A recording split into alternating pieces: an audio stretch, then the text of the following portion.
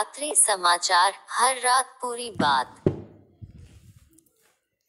नमस्कार, रात्रि समाचार में आप सभी का स्वागत है।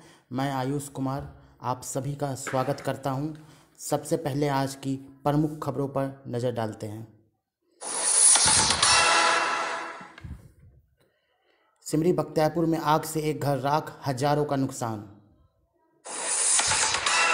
श्रमिक स्पेशल ट्रेनों में चेन पुलिंग का सिलसिला जारी, रेल प्रशासन खामोश। महिषी में बस और घोड़े की टक्कर, घोड़े की मौत।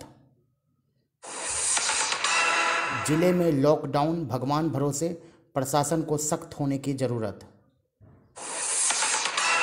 अब समाचार विस्तार से। पहली खबर सहरसा से जुड़ी हुई है। गुरुवार को अहले सुबह घंटे भर की बारिश से सहरसा नगर एक बार फिर नरक में तब्दील हो गया।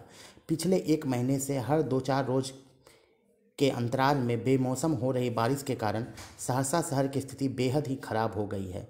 मानसून की बारिश आने के भय के नगर परिषद द्वारा लगातार शहर की नालियों की उड़ाही कराई जा रही है, परंतु बीच बीच में हो रही बारिश के कारण नालियों का गंदा कचरा उठने से पहले पुनः नालियों में चला जाता है। ऐसे में आने वाली मानसून की बारिश के भय से लोग अभी से सहमे हुए हैं। बात अगली खबर की। अगली खबर सिमरी बख्तियारपुर से जुड़ी हुई है। सिमरी बख्तियारपुर नगर पंचायत क्षेत्र के रंगीनिया वार्ड संख्या 14 के लबजिया पोखर पर गुरुवार की दोपहर आग लगने से एक घर जलकर राख हो गया। घटना का कारण बिजली के शॉर्ट सर्किट का होना बताया जा रहा है। इस अगलगी में हजारों रुपए की संपत्ति का नुकसान हुआ है। इधर घटना की सूचना पर सीओ ने घटनास्थल पर पहुंच मामले की छानबीन की। घटना के संबंध में बताया जाता है कि गुरुवार की दोपहर करीब 12:30 बजे के करीब नगर पंचायत क्षेत्र के वार्ड संख्या 14 लबजिया पोखर होकर 33,000 का हाई वोल्टेज का धारा प्रवाहित बिजली का तार गुजरा है। जो लोगों के अनुसार धारा प्रवाहित बिजली अचानक तार टूटकर गिर गया। तार टूटकर स्वर्गीय कुशेश्वर यादव के पुत्र प्रभास कुमार यादव के घर पर गिर गया, जिस धारा प्रवाहित तार से उत्पन्न हुई शॉर्ट सर्किट से निकली चिंगारी की चपेट में आने से प्रभास कुमार का घर जलकर राख हो गया। मौके पर पहुंचे अग्निशमक तथा ग्रामीणों के सहयोग से आग पर काबू पाया जा सका। इस अगलगी में घर में रखा अनाज, कपड़ा, चौकी, जलावन सहित बर्तन आदि सभी जलकर खाक हो गए।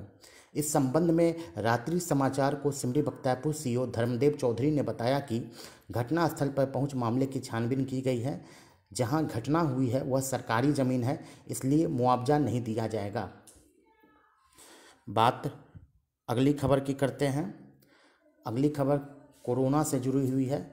कोरोना को लेकर लॉकडाउन के बीच विभिन्न राज्यों से श्रमिक ट्रेनों का आने का सिलसिला जारी है। इधर आ रही ट्रेनों के चेन पुलिंग कर बीच रास्ते में मजदूरों के उतरने का भी सिलसिला लगातार बना हुआ है। गुरुवार को भी श्रमिक स्पेशल ट्रेन 04829 को रानीबाग में चेन पुलिंग कर मजदूरों ने रोक लिया। इस दौरान सैकड़ों मजदूर ट्रेन से उतरकर भाग गए। वहीं दोपहर 11 बजे के करीब सहरसा जा रही 04052 श्रमिक स्पेशल ट्रेन को LC 19 और 20 के बीच मजदूरों ने चेन पुलिंग कर रोक लिया तथा इसके उपरांत सैकड़ों मजदूर ट्रेन से उतरकर निकल गए। इस दौरान काफ़ी देर तक ट्रेन खड़ी रही। ज्ञात हो कि बीते कई दिनों से प्रवासी मजदूरों को लेकर आ रही ट्रेन की चेन पुलिंग कर मजदूर सहरसा के बजाय उससे पूर्व के स्टेशनों पर उतर जाते हैं। जांच और क्वारंटीन में जाने के डर से ये चेन पुलिंग का सहारा लेते हैं, जिससे कोरोना के फैलने का खतरा और बढ़ गया है। बात अगली खबर की करते हैं। सिमरी बख्तियारपुर स्थित DC कॉलेज क्वारंटीन सेंटर में रह रहे मजदूरों का गुरुवार को अनुमंडल प्रशासन के निर्देश पर स्वास्थ्य जांच कराया गया। सिमरी बख्तियारपुर अनुमंडलीय अस्पताल के डॉक्टर उस्मान गनी के उपस्थिति में लगभग 80 से ज़्यादा मजदूरों का स्वास्थ्य जांच किया गया। इधर अनुमंडलीय उपाधीक्षक NK सिन्हा, हेल्थ मैनेजर महबूब आलम के द्वारा सिटानाबाद में घर घर सर्वे करवाया गया। इस कार्य में आशा सेविका और स्वास्थ्य कर्मी दिन भर लगे रहे। बात करते हैं महिषी से जुड़ी खबर की। बुधवार की रात महिषी विश्वकर्मा चौक के समीप सहरसा से प्रवासी मजदूरों को लेकर महिषी ब्लॉक आ रही बस घोड़ा से टकरा गई। घटना में घोड़े की घटनास्थल पर ही मौत हो गई, जबकि सवार बुरी तरह जख्मी हुआ। जख्मी महिषी निवासी अभिनंदन चौधरी को ग्रामीणों के सहयोग से महिषी अस्पताल लाया गया, जहां से चिकित्सकों ने उसे बेहतर इलाज के लिए सहरसा सदर अस्पताल रेफर कर दिया। घटना के संबंध में मिली जानकारी मुताबिक तेघरा निवासी फूलो यादव के पुत्र अपने घोड़े पर सवार होकर महिषी आया था, जिससे अभिनंदन की मित्रता थी। मित्रतावश घोड़ा मांगकर सवारी करने लगा। घोड़े की सवारी करते जैसे ही वह महिषी चौक के समीप पहुंचा, सामने से आ रही प्रवासी मजदूरों से भरी बस घोड़े से टकरा गई। टक्कर इतनी जबरदस्त थी कि घोड़ा मौके पर ही दम तोड़ दिया। सूचना मिलते ही एएसआई विनोद राय दल बल के साथ घटनास्थल पर पहुंचे और घटना में शामिल बस को अपने कब्जे में ले लिया। घटना के बाद चालक फरार हो गया। इस बीच उस पर सवार प्रवासी मजदूर भी बस से उतरकर भागने लगे, जिनमें से कुछ प्रखंड कार्यालय पहुंचे तो कुछ अपने गांव भाग गए। इस बाबत थाना अध्यक्ष कमलेश कुमार ने रात्रि समाचार को बताया कि जख्मी का इलाज सहरसा में हो रहा है, जिसके फर्द बयान के लिए पदाधिकारी को भेजा गया है। अब लेते हैं एक छोटा सा ब्रेक। ब्रेक के बाद बनगांव लिए चलेंगे। बनगांव की खबर आपके सामने रखेंगे। छोटा सा ब्रेक।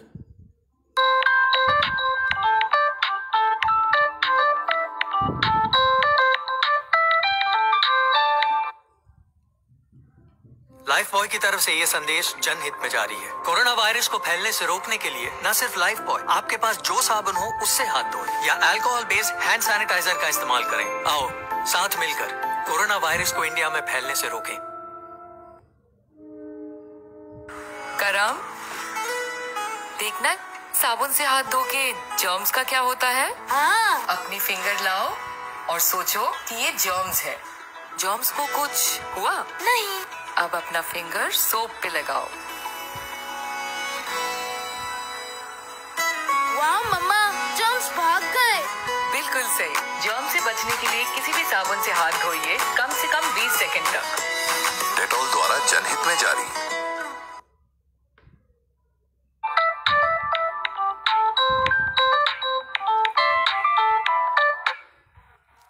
ब्रेक के बाद आप सभी का स्वागत है।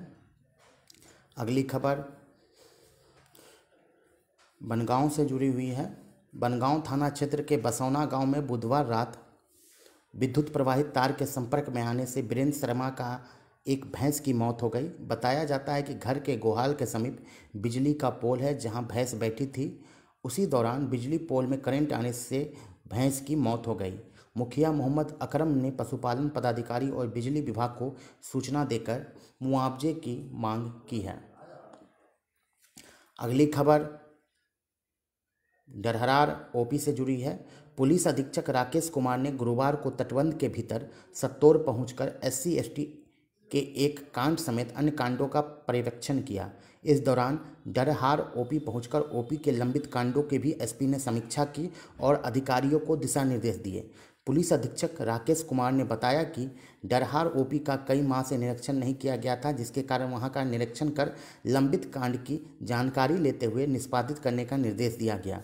उन्होंने बताया कि हर माह 5-6 मामलों का पर्यवेक्षण वह खुद करते हैं और इसी कड़ी में सत्तौर पहुंचकर SC/ST थाना में दर्ज एक मामले की जांच की गई। बात करते हैं अगली और महत्वपूर्ण खबर की, जो सिमरी बख्तियारपुर से जुड़ी हुई है। सिमरी बख्तियारपुर नगर पंचायत अंतर्गत गुदरी हाट में बनाया जाने वाला मार्केट कॉम्प्लेक्स खटाई में पड़ता नजर आ रहा है। जानकारी मुताबिक सिमरी बख्तियारपुर नगर पंचायत द्वारा अपने ड्रीम प्रोजेक्ट के रूप में वर्ष 2018 में शुरू किए गए मार्केट कॉम्प्लेक्स कार्य को अगले 1 वर्ष के लिए ठंडे बस्ते में डाल दिया गया है, जिसकी शुरुआत हाट एवं सैरात की जमीन की बंदोबस्ती के रूप में हुई है। जानकारी मुताबिक सिमरी बख्तियारपुर हाट एवं गुदरी की 3,42,000 में बंदोबस्ती कर दी गई है। बताया जाता है कि यह बंदोबस्ती सिमरी बख्तियारपुर अंतर्गत शांति गली निवासी संजय कुमार द्वारा ली गई है। बंदोबस्ती वित्तीय वर्ष 1 जून से लेकर 31 मार्च तक के लिए की गई है। हालांकि बंदोबस्ती के संबंध में नगर पंचायत द्वारा जारी शर्तों में कहा गया है कि हाट सैरात की भूमि में अवैध निर्मित अस्थायी एवं अस्थायी संरचनाओं को नगर पंचायत द्वारा अतिक्रमण मुक्त कर उक्त भूमि पर नगर पंचायत अन्य संरचनाओं के निर्माण में स्वतंत्र है।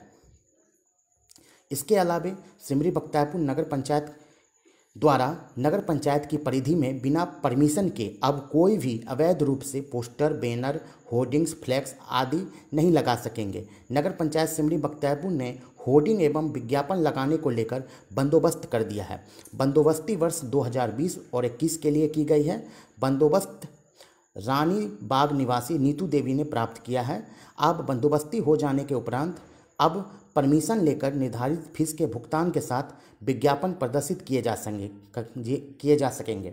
इस संबंध में रात्रि समाचार को कार्यपालक पदाधिकारी कमलेश कुमार ने कहा कि हाट एवं गुदरी सहित होर्डिंग और विज्ञापन का बंदोबस्त किया गया है। हाट वाले मामले में नगर पंचायत अन्य संरचनाओं के निर्माण हेतु स्वतंत्र है।